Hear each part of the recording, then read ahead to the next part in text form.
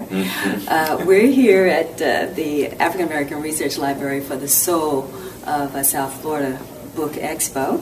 And right here next to me, believe it or not, is Taye Diggs. Awesome. He has a book called Chocolate Me, which as soon as I heard the title, I fell in love with it. Okay. And certainly would love to hear the story behind that book. Okay. Well, it's based on a poem that I wrote when I was in college, focusing on a period in my life. I was around 5 years old, where I lived in a neighborhood where no one looked like me. So I ended up having a seminal conversation with my mother, who sat me down and basically just explained to me the importance of self-esteem and self-love and self-acceptance. So that poem existed. Years later, one of my best friends, Shane Evans, who's the illustrator, remembered that poem. At the time, he was an established children's book illustrator. So he had access to publishers and the likes, and he thought that this poem would make a great children's book. So he threw some sketches together, and we took this poem out to a couple of publishers, and we found a home for it, and here we are. So it's something that obviously is very special to both of us, and I think there's a message, that people, young, old, black, white, regardless of creed, it's a message that I think everybody and anybody can benefit from.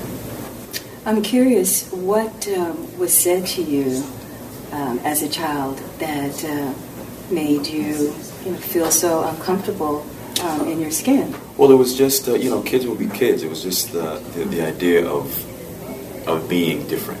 You know what I mean? And when you're that young, you don't necessarily equate being different with being equal or being good or being better than you at that age. Actually, at any age, we're kind of taught that to be different is a bad thing, as opposed to embracing your uniqueness.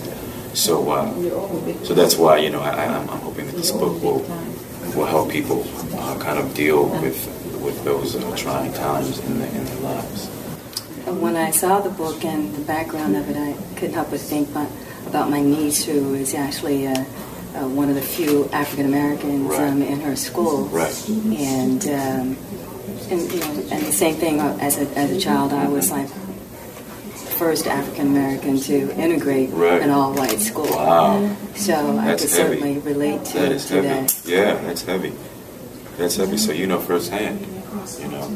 And I don't. I try not to point fingers, and I don't think it's an issue of blame, because, as I said, kids will be kids, and you notice differences, and then the next thing you do is kind of point them out. So what's more important, I think, is giving people tools to deal with these situations. And what did your mother say to you when you came home with these stories? Oh, well, she just basically, it's in the book, kind of taught me. She took the specifics that I kind of brought to her and kind of switched it and said, it's a great thing that your skin is this color. It's a great thing to have hair this texture. You are beautiful to me. You are a combination of your father and I, and you need to use that and uplift yourself, as opposed to feel ashamed. And so, to close this out, when can we look forward to hearing from you in the future? Well, right now we're just focusing on getting this book out there and kind of spreading this message.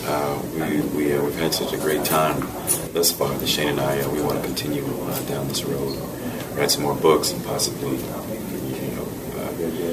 have an animated, feature or musicals.